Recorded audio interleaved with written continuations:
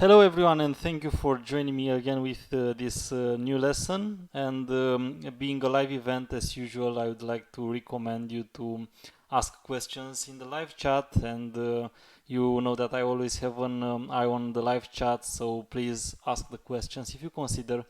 And of course, before starting, I will recommend you as usual to help me sharing this channel with others and help others by that as well. And of course, subscribe to the channel in case you haven't done so yet. The live lesson of today is about comparison operators, and then we will discuss about repetitions and the while loop. So I suggest directly by starting with a new project. As usual, I will create a standard Java project, and I will use the latest version, that is still version 12 at the moment of this live event. And we create the Java fundamentals. It's E4, I guess. And we can start as usual by creating a new package. We call it main, and then we create a new Java class.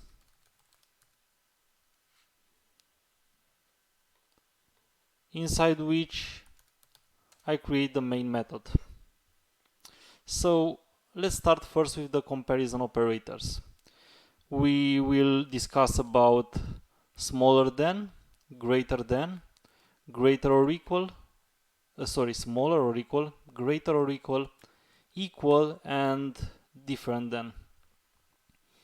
And always these operators will have a Boolean result, and they are binary operators. That means that they have two operands. So let's test them with some kind of data types to see how can they be applied. And I will choose B1 first, and let's use some of them with numbers.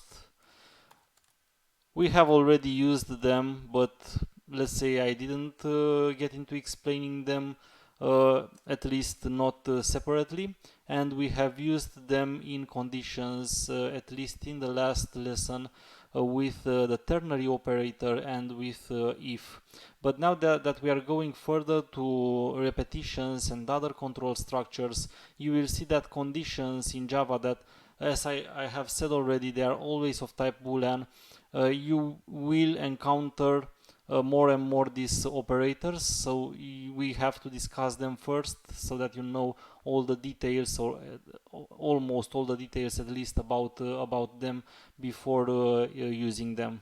So it's quite easy. Any of them can be used with numbers, for example, to test, and you can see that this condition is always true. This is also what my IDE here is telling me.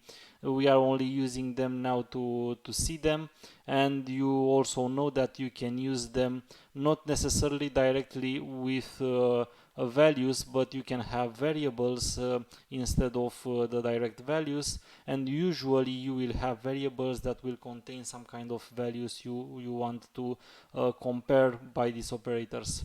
So we can use for example, smaller than to test two values, to integer values here, and we can do the same, for example, with greater than.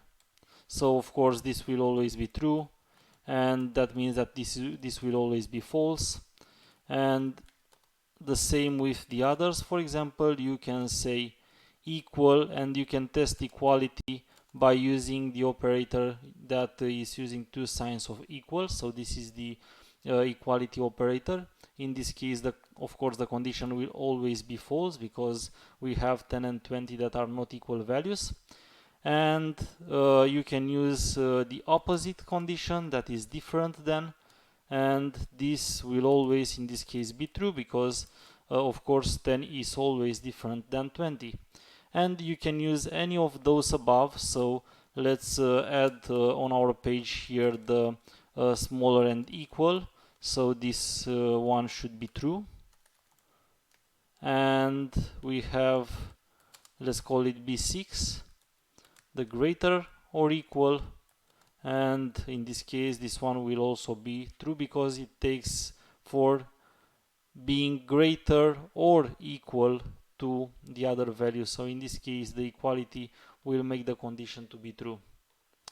And we can use the comparison operators as well with other types. For example, being that a char, as we have discussed in the previous lessons, is a numeric type, you can use the comparison operators with the char as well. So for example, you can use a condition that will look like this: a smaller or equal than a, or a greater or equal than b, and so on. So you know that the notation of a char looks like this already, and you know that here you can use chars that you find on the keyboard, or you can use the codes from the Unicode table as well. What I wanted to show you is that you can compare chars as well by using the comparison operators, and that's pretty easy because they are actually, and you already know this, they are actually numeric types. Behind the characters you will actually find the code from the Unicode table. So if you will look here, the IDE is telling us that this condition is always false, and this might be something that you would not expect, because you see that the small letter is actually greater than the capital letter. So this condition is false because the small letter a is not smaller than the capital letter a, it's actually greater than the capital letter A, because of the code in the Unicode table that is greater than the one of the capital letter. So this is a thing to remember, and we will get into this as well when we discuss about the string class, and there we will discuss about the string methods like compare to and compare to ignore case. And when we will talk about the string comparison, we will discuss also about how two strings having capital or small letters will be compared. And for that, it's very important to know that actually the small letters are greater than the capital letters, and they are not smaller. This is also important in case you are planning to attend that OCP 11 exam, because for the string comparison you will actually get questions in which you will find comparison of strings that may have the same characters with smaller and capital letters, and there, if you want to answer correctly, you must know when comparing a string that a smaller letter is actually greater than a capital letter. And here of course you see that the condition is false. Here is no you have no problem here because it's a, and you know that first is a and then is b, so this can't be true. Is the only value that we can think of is false.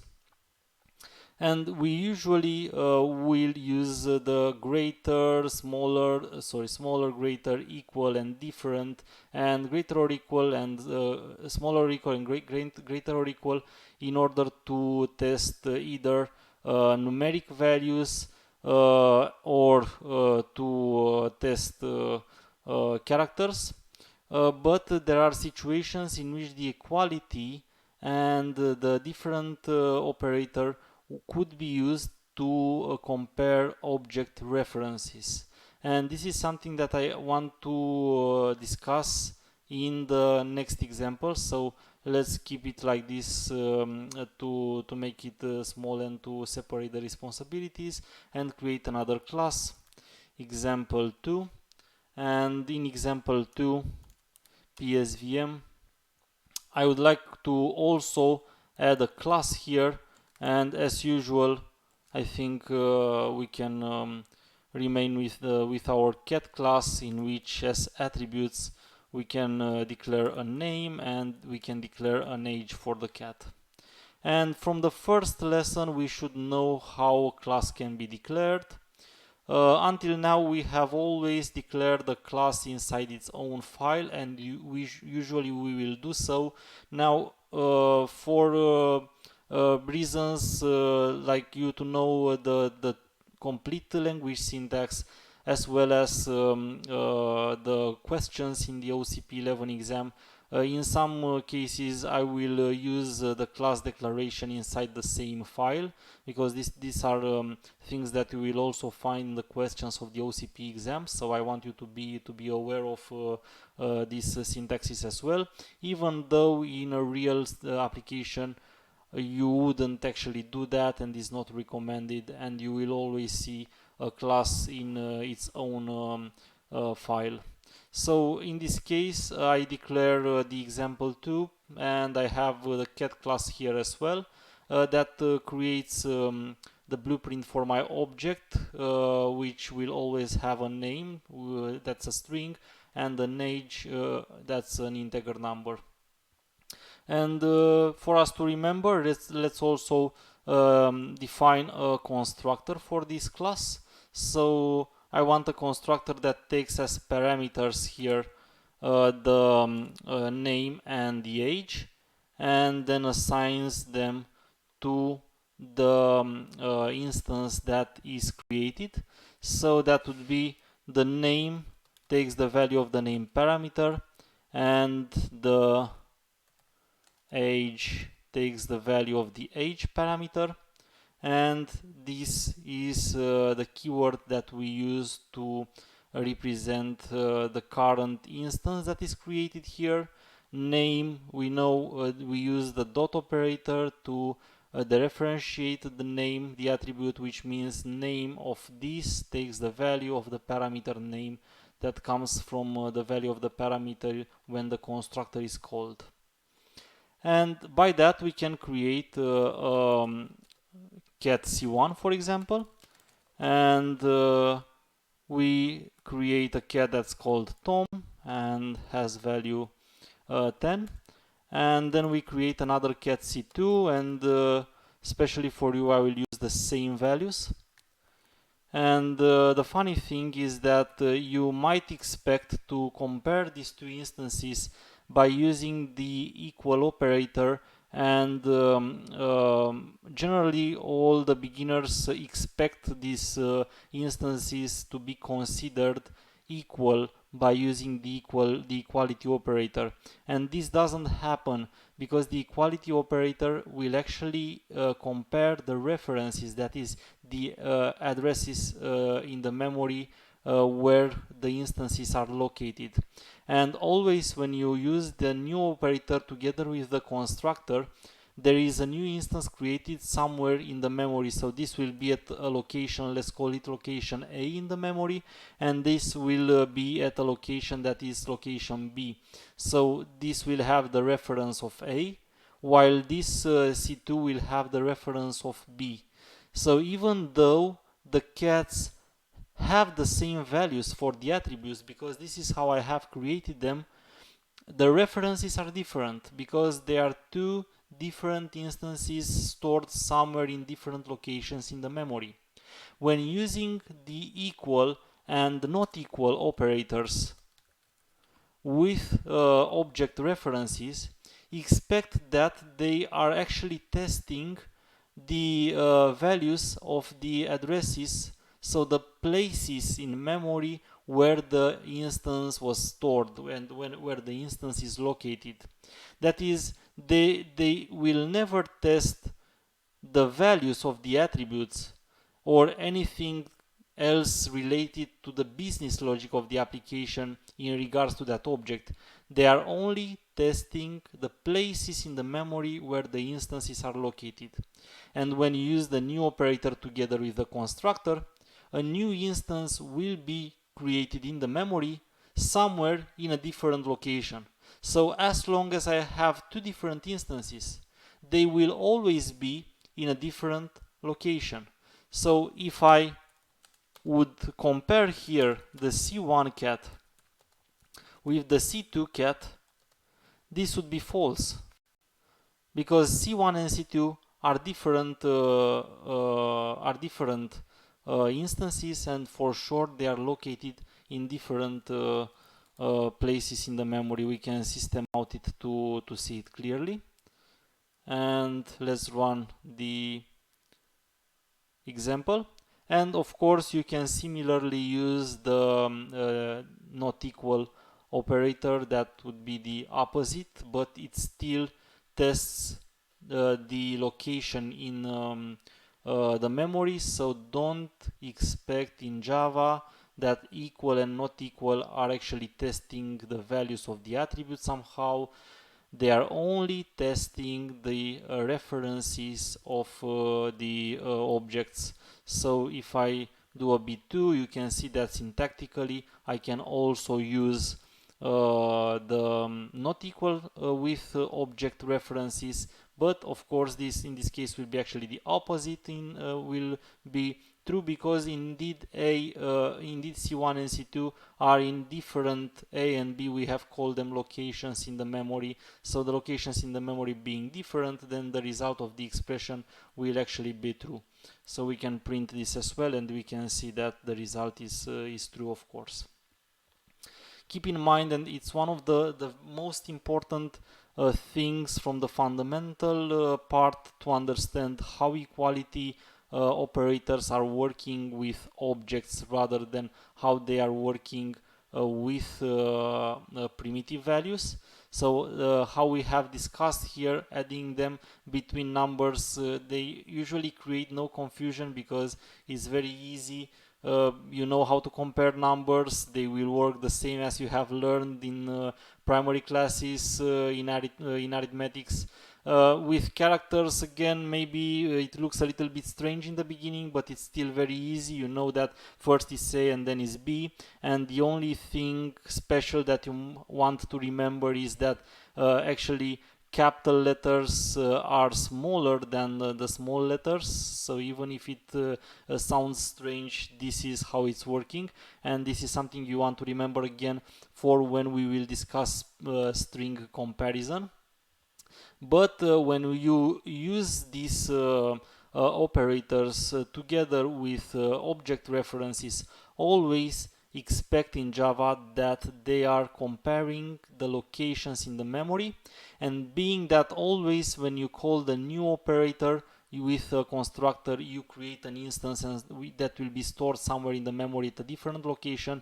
That means that the instances that you create, if you compare them with the equality sign, the result will be false, like it is in this case, even though the values of the attributes that were given are identical.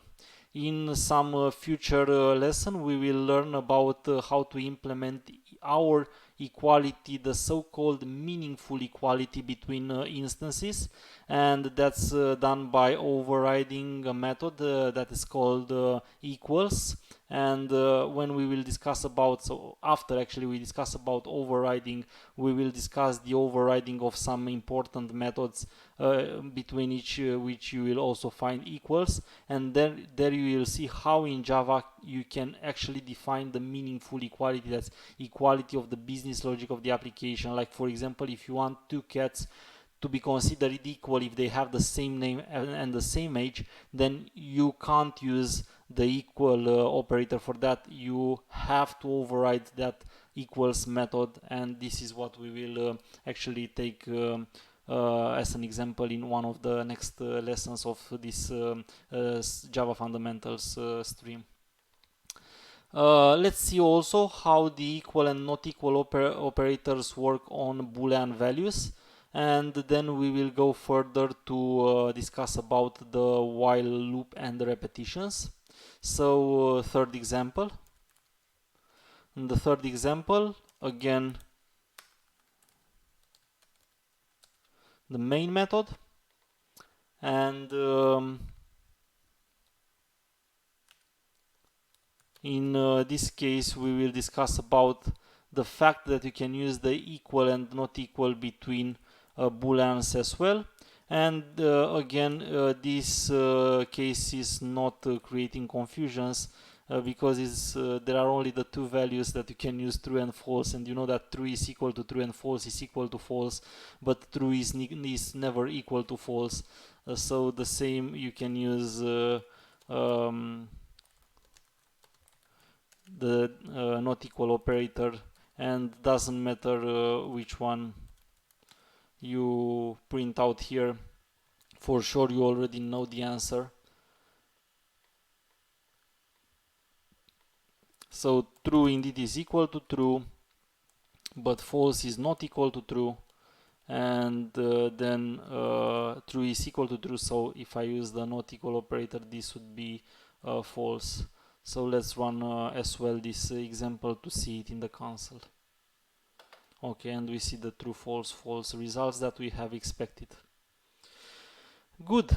With that being said, and now that we have discussed a little bit more in detail about how the comparison operators are working, we expect to know how to understand them and how to interpret them when we see them in conditions. Again, we have seen them already, but we didn't discuss them in details when we were talking about the ternary operator and the if condition. You already know what a condition is from there. You already know that in Java always a condition is of type Boolean, so that you expect to see this kind of operators when discussing about conditions, and that's very easy. Why is because you need the Boolean condition and they provide the Boolean results, so they are good for conditions, and you will see them a lot with if control structures, with the ternary operator if needed, and with all the repetitions and the other control structures that we will discuss now and in the next videos. For repetitions, that's while, do while, and for. They have conditions, and conditions are of type Boolean. So let's create a fourth example, and again we create the main method here, and I would like to show you how first how we write the while, what is the syntax, and I will take for this one of the easiest examples that we can do with an while. That is, for example, displaying in the console the numbers of an interval, like numbers starting from 1 up to let's say 10. It doesn't really matter. So we take a variable that we can call I, and we start from value 1. Of course, in case of questions from your OCP 11 exam, you might as well see it used with the var word for the declaration. And then we have the keyword while, that is always followed by the round parentheses here. That similarly to the if decision control structure, you will have a condition of type Boolean here. So that might be, for example, while I is still greater or smaller or equal than 10. So I is now 1, and we specify this condition, which will be the condition for which the loop is executed. What will happen is that what you can find between the curly braces here, that will be instructions. In my case, I will print this in the console, and then I will increment the value of I with 1. So this will be executed as long as the condition is still true. So the execution goes like this: I is now 1, so 1 smaller or equal than 10 is a true condition. So what's between these curly braces will be first executed. This means that 1 will be printed in the console, and then 1 will become 2 because it's the value of I, which is 1, 1 plus 1, and the result of the expression is assigned to I again. So I becomes 2 after the execution of the first loop. And now it starts from the beginning, from the condition. So that's why it's called a repetition loop, because it repeats the block of instructions as long as the condition is true in this case. So it comes back to the condition, it checks again the condition. If the condition became false meanwhile, then everything will stop, and the execution will go to the next instruction after the while. If the condition is still true, then the execution will continue by executing again the instructions between the curly braces, and you can expect then to return to the condition and test again the condition and execute again the instructions and then come again to the condition, and if the condition is still true, execute again the instruction, and it will actually do this as long as the condition is true. As long as the condition is true, it will execute what is between the curly braces and then return to the condition, and when the condition will become false, then it will skip the execution of the instructions. It will not execute them anymore. It will simply go to the next instruction after the while. So for example, we can add here print in the console the end, which is the end of our program, and if we wouldn't have an instruction, then of course it would be directly the end of the program, so it will execute everything up to the end of the main method. So that will be here again for our execution. I is 1 in the beginning, so 1 is smaller or equal than 10, so 1 is printed and 1 becomes 2, and 2 is still smaller or equal than 10, and then 2 is printed and I becomes 3 because it will be 2 plus 1, which is 3, and then 3 still is correct condition still is equivalent to true in this case, because 3 is smaller or equal than 10, and it will print 3 and I becomes 4, and this will happen until I will become actually 11. So when I is 10 and 10 is printed, then I will become 11, and when I becomes 11, then 11 isn't anymore smaller or equal than 10. 11 is actually greater than 10. So at that point, when I becomes 11, then it will go and print in the console the end. So that means that this loop will actually print the integer numbers between 1 and 10, and we can first run it directly. Let's see what happens, and we can see in the console the numbers from 1 to 10, and then the end was printed.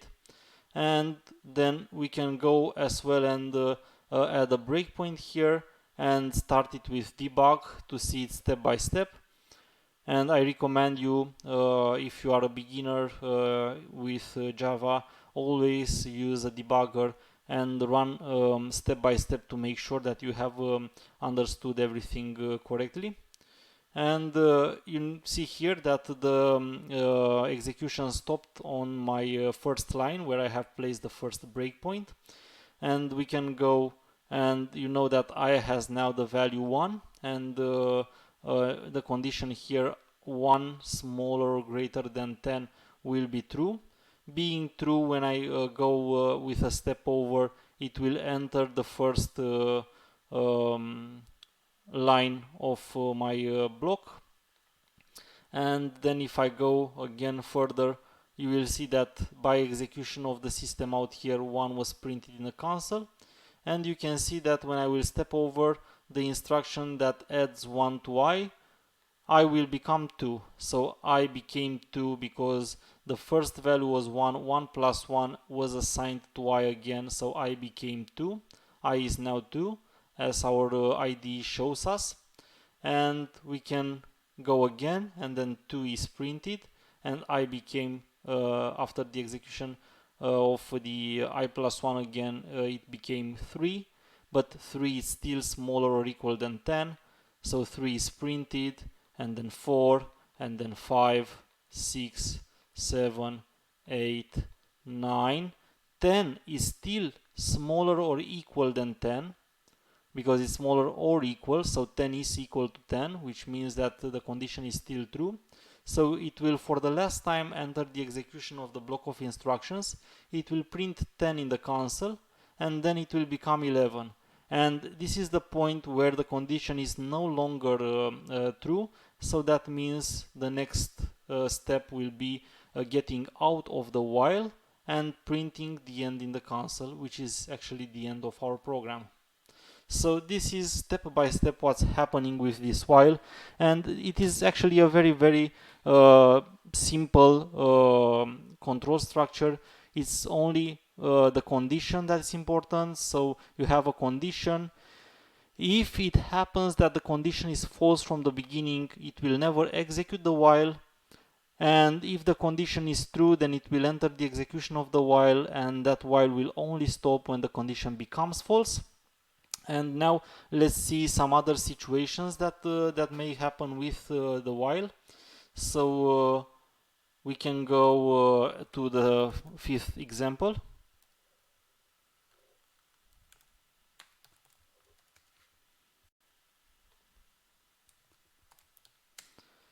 And let's say that we have a condition that is false from the beginning, and we want to see that indeed when the condition is false from the beginning, it will not execute anything. So let's say here that I should be smaller than 5. It's clear that if I is 10, 10 is not smaller than 5. So this means that if I add here a print line with a smiley face, this will never be shown. So you will see, for example, if I add a sad face at the end of my program, then you should see the sad face, but you shouldn't see the smiley face, because the smiley face will not be executed, being that the condition is false here. And let's see that. So I have executed the program and I see the sad face, but I don't see the smiley face. And I can take it again by the debugger to make sure that you have understood everything step by step. So again, the debugger stopped the execution on the first line where I have added the breakpoint, and then I step over and I see that I is 10, and I see that the condition is false because 10 is not smaller than 5.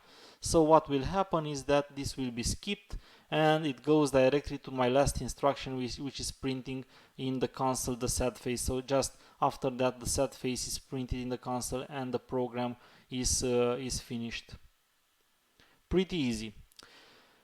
Another thing to be discussed is the curly braces. I remind you that in the last lesson where we have discussed the if-else, I have told you that syntactically you can skip the curly braces, you can avoid using them if you have only one instruction. So for example, take it in this case, it will be again a correct syntax if I wouldn't use the curly braces. You usually won't see a while with only one condition anyway, but in practice and in a real life application, the recommendation is for clean coding purposes, so for being able to easily read the control structure, to use the curly braces, and that's a rule actually for any control structure. If, for the else, for the while, and for the next that we will discuss in the future lessons, always use the curly braces. However, I would like you to remember for your OCP 11 exam that the curly braces are optional when you have only one instruction. And don't forget those cases in which in the exam, in the OCP 11 exam, you will see that the indentation is done on purpose in a wrong manner, such that it fools you and it tries to make you answer incorrectly to the question. So I have shown you a situation like this also last time when we discussed about the if-else, and you have seen that you can get either in a wrong result, either in a situation in which the code doesn't compile. And when you see that in an exam, in the exam, in one of the questions, you have to understand the code and you have to be very careful and understand if the code compiles and what is the exact result of the code. So if you see something like this, for example, it might fool you to believe that both of the system out instructions are part of the while. But as long as you haven't used the curly braces, only the first instruction after the while is part of the while. So the other one, even though I have used here an improper indentation, it is not part of the while, so it will still behave the same as we have seen in the previous case. So this one will be printed in the console. This one is not part of the while, only this one is part of the block of the instructions of the while. So be very careful, very careful with this kind of syntaxes that you will find written, especially in the OCP exam. It's always difficult when you are under stress to see all these situations, and I know this is one of the things that you will find there, and you have to be aware. So before going into that exam, I would like to tell you all the hints needed about those questions, and this is one of them. Even you will find them with if else, or if with an while, or with other control structures. You will find this kind of questions. So this is with the curly braces and with having a default false condition. You have seen how the execution works in this case, and we have also the situation in which the condition never becomes false. So we call that an infinite loop. So for example, you can even have a case, and I will create another class for this,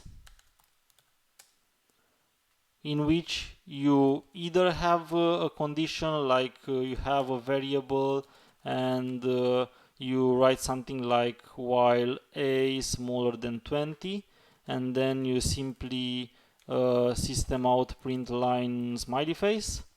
So you can see here that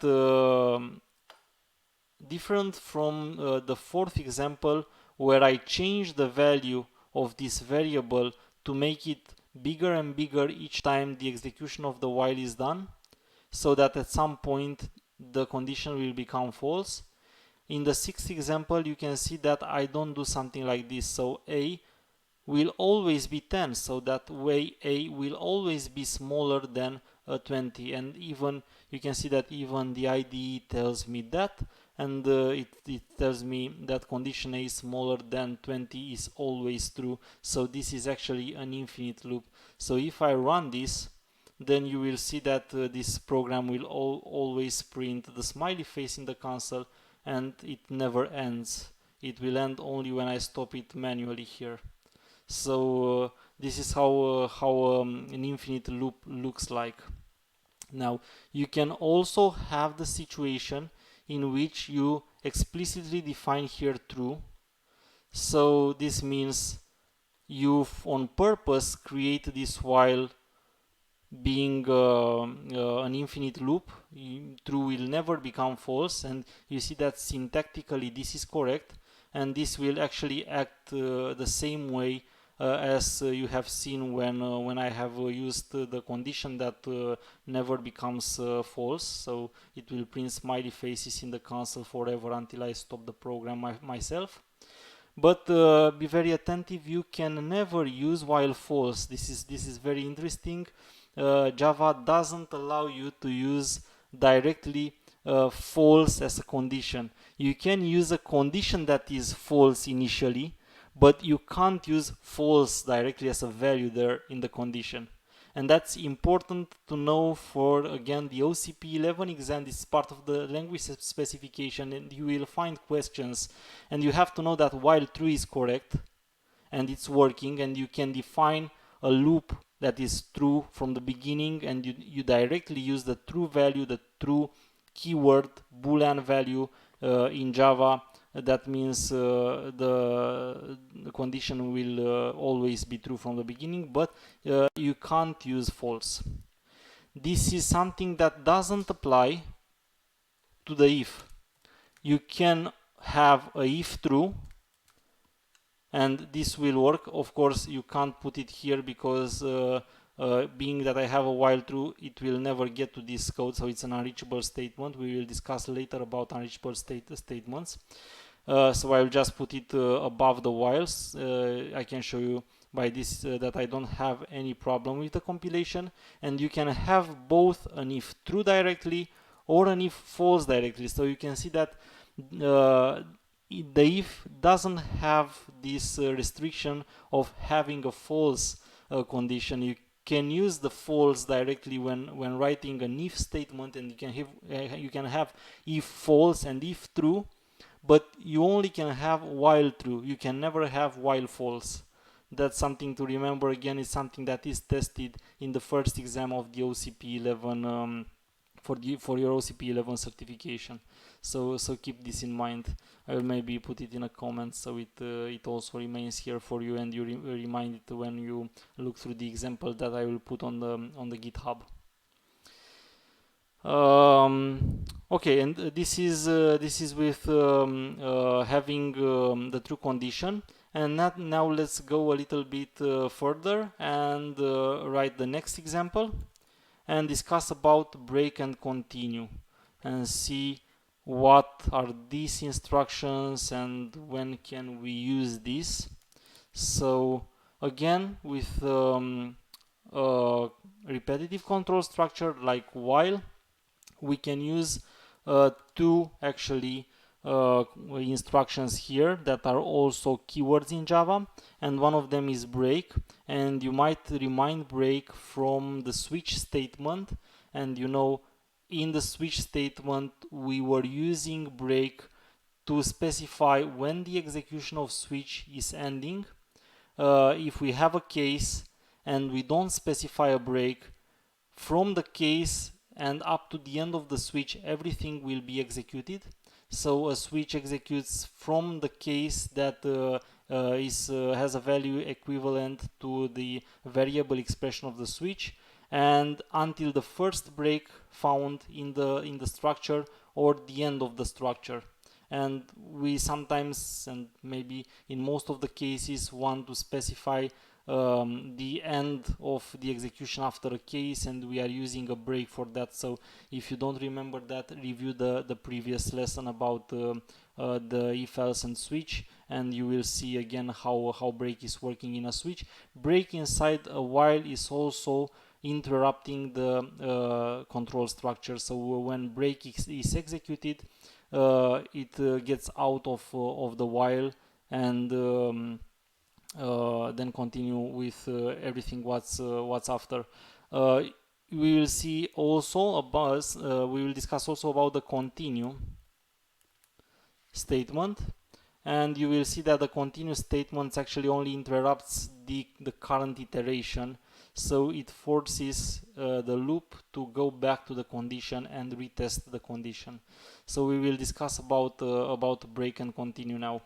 For that, and being that we have discussed about infinite loops, let's take something like this. We declare a variable I that has the value 1, and we have a while true. We print I,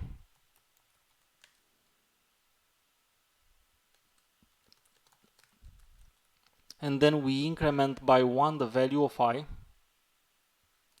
and then we write something like this: if I is 11, break. Again, break is an instruction.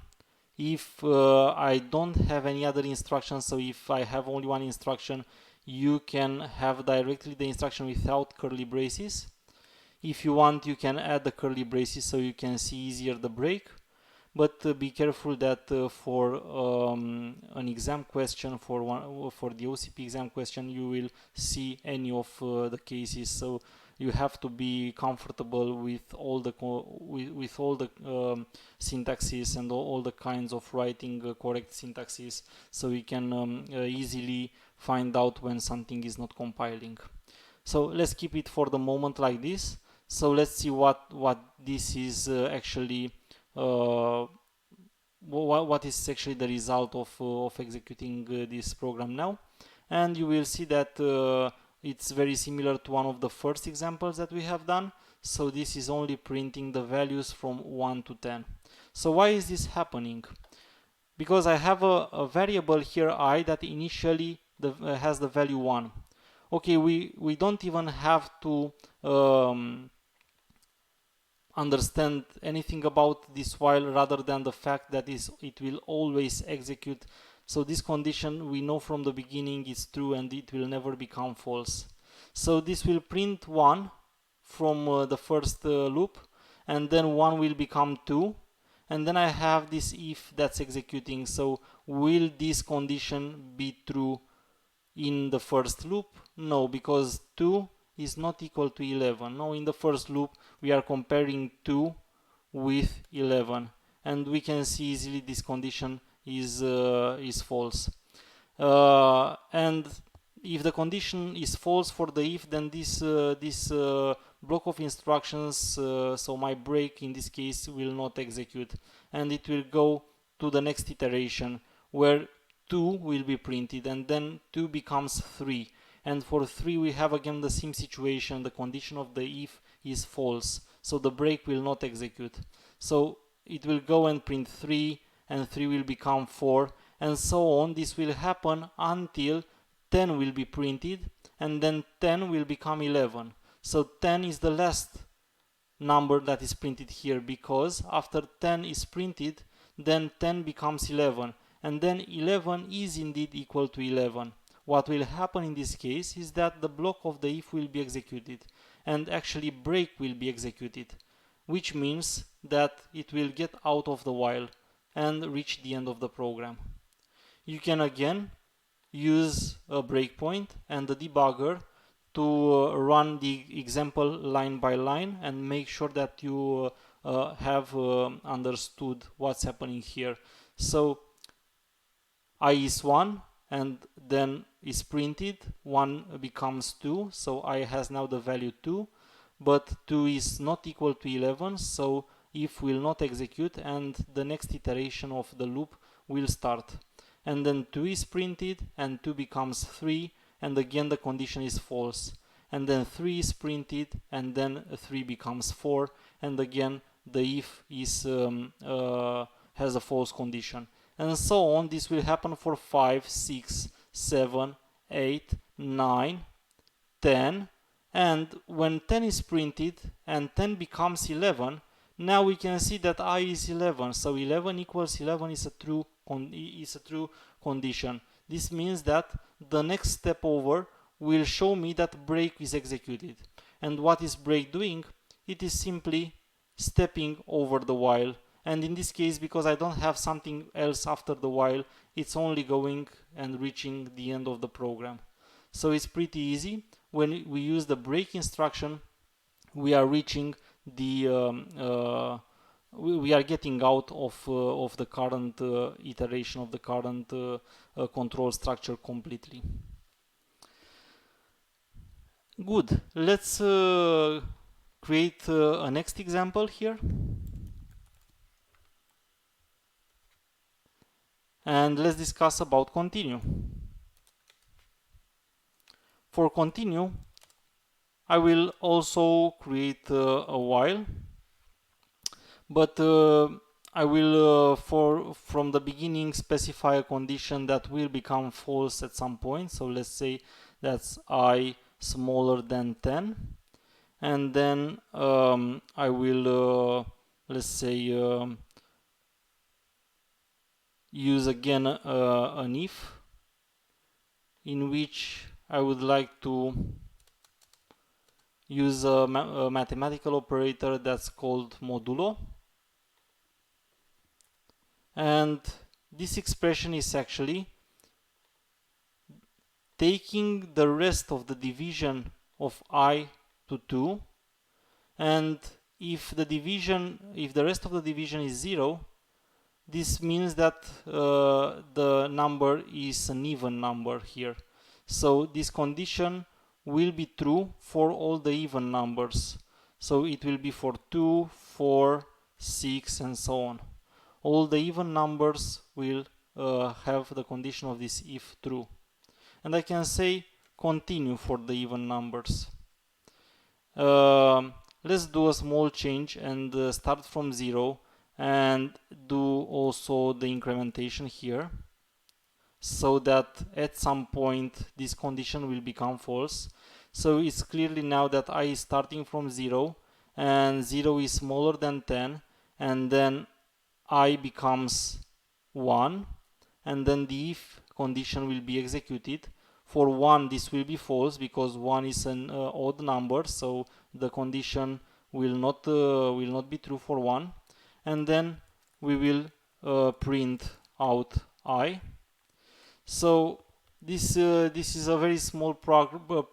This is a very small program that I will use to prove the way continue behaves in such a flow. You will actually see that in this case I'm skipping over the printing of the even numbers, and my program will only print the odd numbers between 1 and 10. So it will be 1, 3, 5, 7, and 9. I'm skipping over 2, I'm skipping over 4, I'm skipping over 6, and I'm skipping over 8. So these are skipped because for them the condition is true, and the if will enter the execution of the block of instructions, which will execute the continue instruction. The continue instruction is not breaking completely the loop, is not exiting the loop, it's only specifying that you should go to the next iteration. So when continue is seen, then it goes directly to the condition, so it will not execute something else that is written after the continue. In my case, the print line of I will not be done. So the print line of I will not be done for the numbers that are even, so for the numbers for which the condition of if is true. And again, I would like to add a breakpoint and run this step by step so that I make sure that you have understood how continue is behaving and how is this flow working. So I have I, and I is 0, and the condition of the loop is true, of course, because 0 is smaller than 10, and then it will enter the loop and I becomes 1. And for 1, the I modulo 2 will be 1, so it will be different than 0, which means that the condition of the if is not true. So it will skip over the if and it will print in the console 1, and then it goes back to the condition of the loop, and then I becomes 2, but for 2 modulo 2 it will be 0. That means the condition of the if is true now, so it means that for 2 it will actually enter the execution of the if. So we can see by skipping over that we are now executing the continue instruction. And what is the continue instruction doing? It is actually specifying to the while loop, please go back to the condition. You don't have to execute this iteration anymore. You go directly to the next iteration. So it will actually go to the condition and test again the condition, and it will skip this way the print in the console of number 2. So it will now, generally speaking, skip over all the even numbers. It will skip 2, it will skip 4, it will skip 6. This is why in the console you will only see the numbers that are odd and you will not see the numbers that are even, because for each even number it will go into the continue and it will skip to the next iteration, so that it will skip the print of the number in the console. So you see 5 is printed, but then 6 is skipped, and then 7 is printed, and then 8 is skipped, and then 9 is printed, and this is actually is the end. Like the next one, it will be 10, and the 10 is skipped, and then 10 smaller than 10 is already false, so it goes to the end of the execution, and this is the end of the program. So pretty easy, and this is the way continue is working, which again, break and continue in control structures are not really recommended in a real application. So generally avoid using them. Try to find a solution that is easier to read. You will see that break and continue create situations in which the block of instructions become difficult to read, so usually we avoid using them in real applications. And usually you can do the same thing by finding another way to write without using the continue and the break for repetitive structures. So of course for a switch you will use a break when needed, but for a repetitive structure such as a while, for example here, try to avoid using the break and the continue for maintainability reasons. As you will see all in the next video, when we will discuss the next control structure, which is do while, I will show you that you can even use the continue and the break with a label, and it is again something that for sure you will never see in a real application, but break, continue, and even the usage of them with labels is needed for your OCP 11 exam. So even if this looks difficult and sometimes it creates heavy to understand, difficult to understand code, you have to exercise this, and you have to understand the way they are working with repetitive control structures. So you can't go in the exam, you shouldn't go, you can, but you shouldn't go in the exam without understanding break and continue in repetitive control structures. So this is why in the next video we will discuss also the usage of break with labels, and we will continue as well with the next repetitive control structure that you must know, and this is the purpose. So again, if you have questions, you know that you can ask them anytime during the presentation. I will now end this lecture by recommending you again to share the channel with others, and subscribe if you haven't done so already. And thank you very much. Until next time, I wish you good luck. Bye bye.